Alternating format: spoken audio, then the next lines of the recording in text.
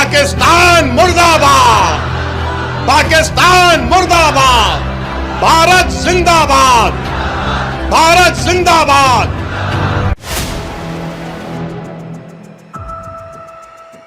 क्या बिहार चुनाव में हिंदू वोट पाने के लिए ओवैसी ने पाकिस्तान मुर्दाबाद का नारा लगाया? इसका तगड़ा जवाब ओवैसी ने दिया है। इस वीडियो में हम इसी पर करेंगे बात। नमस्कार, 4 PM पर आप सभी का स्वागत है। मौजूदा समय में जितनी चर्चा भारत पाकिस्तान युद्ध की है, उतनी ही चर्चा ऑल इंडिया मजलिस इत्तेहादुल मुस्लिमीन के राष्ट्रीय अध्यक्ष असदुद्दीन ओवैसी की भी है।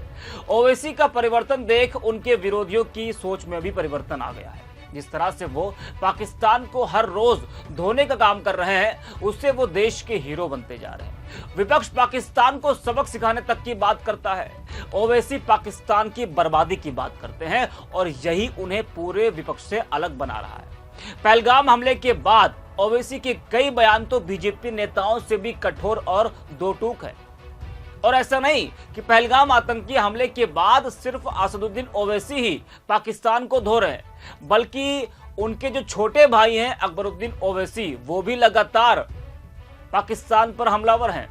जी हाँ, यानी कि दोनों भाई मिलकर इस वक्त पाकिस्तान को धो रहे हैं। बड़े मियां तो ज्यादा ही फायर है, तभी पाकिस्तान में उनका विरोध हो रहा है। वहां के नेताजी लोग कह रहे हैं कि आप, यानी कि असदुद्दीन ओवैसी को कह रहे हैं कि आप जितना भी वतन परस्ती दिखा लो, लेकिन भारत में आपकी कौम के खिलाफ नफरत कम नहीं होगी। पाकिस्तानी नेता के उस वीडियो पर भारत के हिंदू और मुस्लिम सभी ने पाकिस्तानी नेता को जमकर लताड़ लगाई जब वहां के नेता ने ओवैसी का विरोध किया।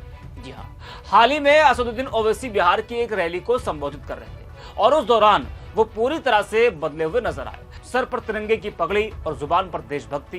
उन्होंने मंच से हिंदुस्तान जिंदाबाद, पाकिस्तान मुर्दाबाद का नारा इतनी तेज लगाया जिसकी गूंज पाकिस्तान तक गई। ओवैसी का वो नारा खूब वायरल हुआ। लोगों ने ओवैसी की जमकर तारीफ की, लेकिन कुछ लोग यह भी बोल रहे थे कि बिहार चुनाव को देखते हुए ओवैसी ने हिंदू वोटर्स पाने के लिए यह सब किया है या कर रहे हैं, जिसका जवाब भी अब असदुद्दीन ओवैसी ने एक इंटरव्यू में दिया है। जी हाँ, आपको बता दें कि असदुद्दीन ओवैसी ने एक निजी चैनल को इंटरव्यू देते हुए इस मामले में तगड़ा जवाब दिया है। जब एंकर ने पाकिस्तान मुर्दाबाद को लेकर उनसे सवाल किया और कहा कि जो लोग आपको ट्रोल कर रहे थे, आज उनकी नजर में आप हीरो बनते जा रहे हैं, तो ओवैसी ने कहा कि मुल्क से मोहब्बत है, इसलिए पाकिस्तान मुर्दाबाद कहा, किसी के सर्टिफिकेट के लिए नहीं कहा। उन्होंने कहा कि आज हमें अफसोस इस बात का है कि कई लोग हमें समझ नहीं पा रहे। उन्होंने आगे कहा कि ये जो मेरे अंदर निकल रहा है, वह माँ बाप के जरिए मुल्क के प्रति दी गई मोहब्बत है। अब मैं कोई नया काम नहीं कर रहा हूं। असदुद्दीन ओवैसी ने कहा कि हमें तुर्की को समझना है। तुर्की इकलौता ऐसा देश है जो अपने ही देश में जो आतंकी संगठन है, कुर्द उन पर बम गिरा रहा है। इराक में जब तक डील नहीं हुई थी तो वहां बम गिराता रहता था, अब सीरिया में बम गिराता रहता है। ऐसे में तुर्की से पूछने की जरूरत है, जब आप आतंकी कुर्द के खिलाफ एक्शन ले सकते हैं तो आप भारत पर कैसे सवाल उठा सकते हैं?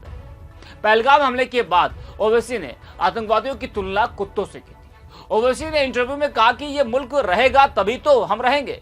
अगर हम यह सोचेंगे कि पहलगाम में मरने वाले किसी दूसरे धर्म के थे तो ऐसे नहीं चलेगा, वह इंसान थे। अभी हाल ही में ओवैसी का पाकिस्तान मुर्दाबाद नारे लगाने का एक वीडियो सोशल मीडिया पर वायरल हुआ था। इसे सोशल मीडिया पर काफी पसंद किया गया था और जितनी मुखरता से ओवैसी बोल रहे हैं पाकिस्तान और आतंकवाद के खिलाफ, ऐसी मुखरता शायद ही किसी और विपक्षी नेता ने नहीं दिखाई। ज्यादातर विपक्षी नेता आतंकवाद के खिलाफ सरकार के एक्शन प्लान का समर्थन तो कर रहे हैं, लेकिन उनके बयानों में वो जोश, वो गुस्सा नहीं दिख रहा जितना ओवैसी के बयानों में दिखाई दे रहा है। देश के हीरो कैसे बन रहे ओवैसी, कुछ पोस्ट आपके सामने में रखता हूं। कंचन द्विवेदी नाम की एक यूजर ने वो लिखती कि जब हर कोई चुप था, ओवैसी साहब ने संविधान की बात की, न्याय की बात की, सभी के हक की बात की, डंके की चोट पर बिना झुके।